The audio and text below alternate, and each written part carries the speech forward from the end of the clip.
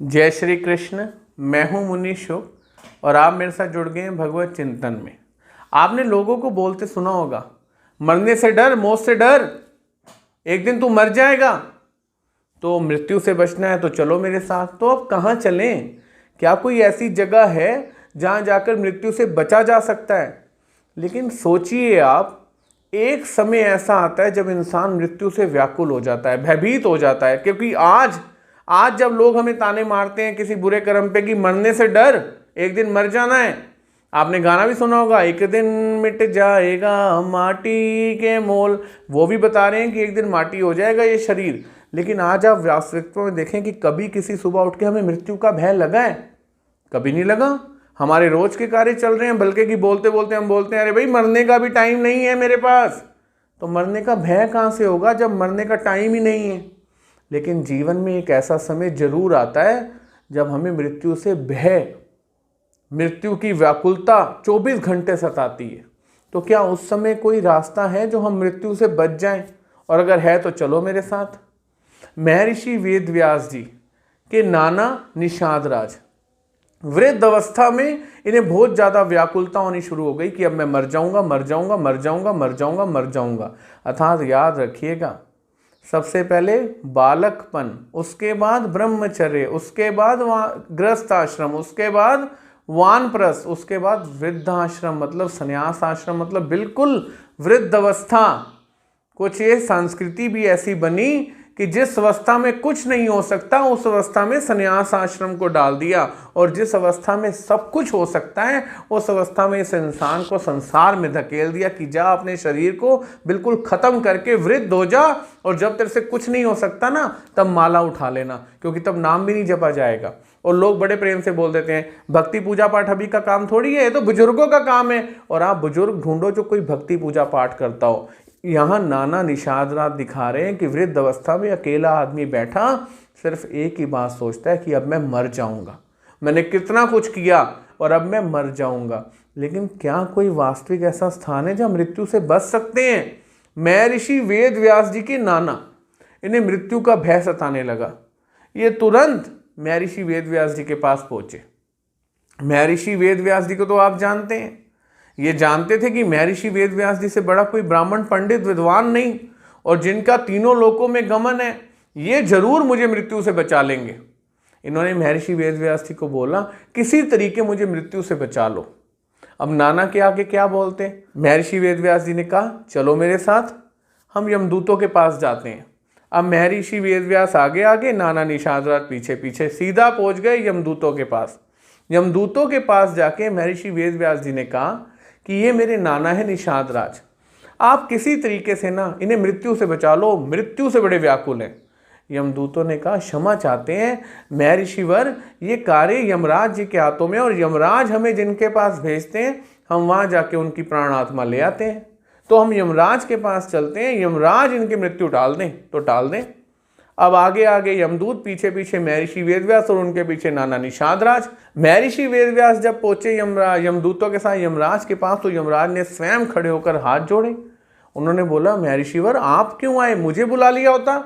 अब नाना निषाद राज तो और पक्के हो गए कि बस यहाँ तो काम बन जाएगा, क्योंकि खुद यमराज खड़े होकर हाथ जोड़ रहे हैं, कह रहे हैं मुझे बुला लिया होता। महर्षि वेदव्यास ने यमराज जी को बोला कि ये मेरे नाना है निषाद राज और मृत्यु से बड़े व्याकुल हैं, किसी तरीके से आप इन्हें मृत्यु से बचा लें। यमराज ने कहा क्षमा चाहता हूं, लेकिन ये कार्य तो धर्मराज जी के हाथ में है। मेरे पास तो जो धर्मराज जी से ऑर्डर आता है वो मैं यमदूतों को देता हूं, और यमदूत प्राण आत्मा ले आते हैं। तो चलिए धर्मराज जी के पास चलते हैं। अब आगे आगे यमदूत, पीछे यमराज, उसके पीछे महर्षि वेदव्यास और उनके पीछे निषाद राज पहुंच गए धर्मराज के महल में। जब धर्मराज के स्थान पे पहुंचे तो धर्मराज ने खड़े होकर कहा आइए ऋषिवर, बताइए मैं क्या सेवा कर सकता हूं।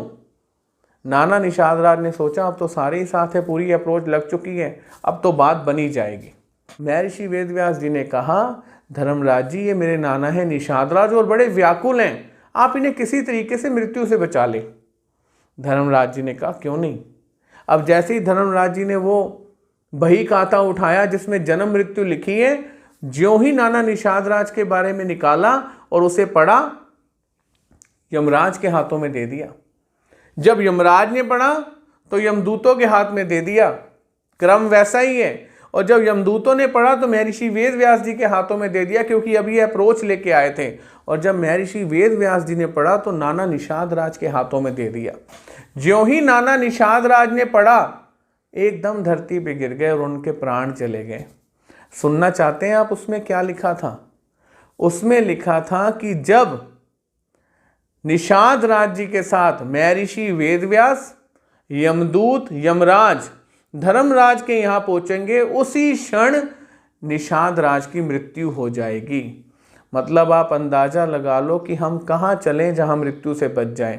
इंसान को रोज लगता है मृत्यु आ जाएगी, जबकि सत्य ये मृत्यु नहीं आएगी। हम रोज जा रहे हैं मृत्यु के पास सारा सामान इकट्ठा करके, और जब वहाँ पहुँच जाएंगे हम मर जाएंगे। तो पहले तो ये भूल जाओ कि मृत्यु आएगी, हम जा रहे हैं मृत्यु के पास। और दूसरा, ऐसा कोई स्थान नहीं जहाँ मृत्यु हमें ना आए। लेकिन श्रीमद् भगवत गीता जी में एक इतना अच्छा उपाय भय से बचने का मृत्यु के भगवान श्री कृष्ण जी ने बताया। भगवान श्री कृष्ण जी कहते हैं कि इंसान इस मानसिक वृत्ति को त्याग कर, कौन सी? एक ही वृत्ति है कि मुझे क्या मिलेगा, इस काम को करने से मुझे क्या प्राप्त होगा। अर्थात जो भी कार्य करता है इस संसार में इंसान वो सकाम भावना से करता है। लेकिन यदा कदा वो निष्काम मार्ग पे आ जाए, मतलब किसी भी कर्म को करते समय अपना स्वार्थ ना रखे, निष्काम भाव से कर्म करे, तो भगवान श्री कृष्ण जी कहते हैं इस निष्काम कर्म योग का आचरण करने से स्वल्पमस्य धर्मस्य, स्वल्प थोड़ा सा आचरण भी उसने किया ना निष्काम कर्मों का, कि आज से मैं निष्काम भाव से कर्म करूंगा, आज से कोई लालच नहीं रखूंगा, बस कर्तव्य समझ के कर्म करूंगा। भगवान कहते हैं थोड़ा सा भी ये कर्म करना शुरू किया ना, स्वल्पमस्य धर्मस्य त्रायते महतो भयात, वो मृत्यु रूप महान भय से अपनी रक्षा कर लेगा। क्योंकि उसे पता होगा कि मैंने इस संसार में कोई भी कर्म अपने स्वार्थ से प्रेरित होकर नहीं किया, बस कर्तव्य कर्म निष्काम कर्म किए। तो अगर मृत्यु के भय से बचना है तो गीता जी को उठाएं, अपने गुरुजनों से उसे पढ़ें और इस रहस्य को समझें कि कैसे निष्काम कर्मों के करने से इंसान मृत्यु रूप भय से अपनी रक्षा कर लेता है। तो चलें। जय श्री कृष्ण।